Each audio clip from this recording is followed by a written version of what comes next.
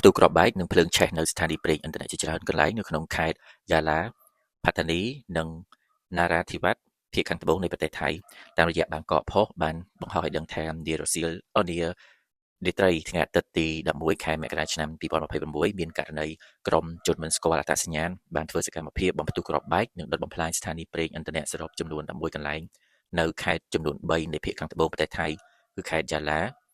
ខេត្តផាតានីនិងខេត្តនរ៉ាធីវ៉ាត់នេះបើតាមការចេញផ្សាយដោយសារព័ត៌មានកៅសាន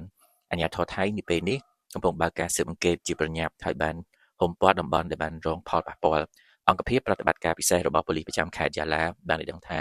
ក្រុមជនដែលបានធ្វើសកម្មភាពខាងលើមិនទាន់ច្បាស់ថាជាក្រុមមួយណាឡើយនិងមានគ្នាប៉ុន្មានអ្នកនៅឡើយទេគួរបញ្ជាក់ផងដែរថានៅក្នុងចំណោមកន្លែងរងការប៉ះពាល់ទាំងនោះរួមមានស្ថានីយ៍ប្រេងឥន្ធនៈចំនួន4កន្លែងនៅក្នុងខេត្តយ៉ាឡា5កន្លែងនៅក្នុងខេត្តណារ៉ាធីវ៉ាត់និង2កន្លែងនៅក្នុងខេត្តប៉ាតានីស្ថានីយ៍ PTT ដែលក្នុងតំបន់ខេត្តជាប់ព្រំដែនភាគខាងត្បូងទាំង3ប្រទេសថៃរួមមានស្ថានីយ៍ PTT ចុះអៃរងស្ថានីយ៍ PTT ឌូសុងញ៉មានអគ្គិភ័យឆាបឆេះយ៉ាងខ្លាំងស្ថានីយ៍ PTT បាណាខេត្តផាតានីស្ថានីយ៍ PTT ម៉ាដាម៉ាកាបាំងខេត្តផាតានីស្ថានីយ៍ PTT ប៉ាសេម៉ាស់ស្រុកស៊ូងៃកូឡុក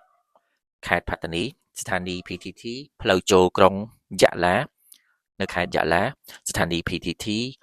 ប៊ូកេក្លាក់នៅស្រុករ៉ាម៉ាន់ខេត្តយ៉ាឡាស្ថានីយ៍ PTT រ៉ែងនៅខេត្តយ៉ាឡានេះគឺជាស្ថានីយ៍ទាំង8ទីតាំងដែលបានឆាបឆេះនៅក្នុងខេត្តទាំង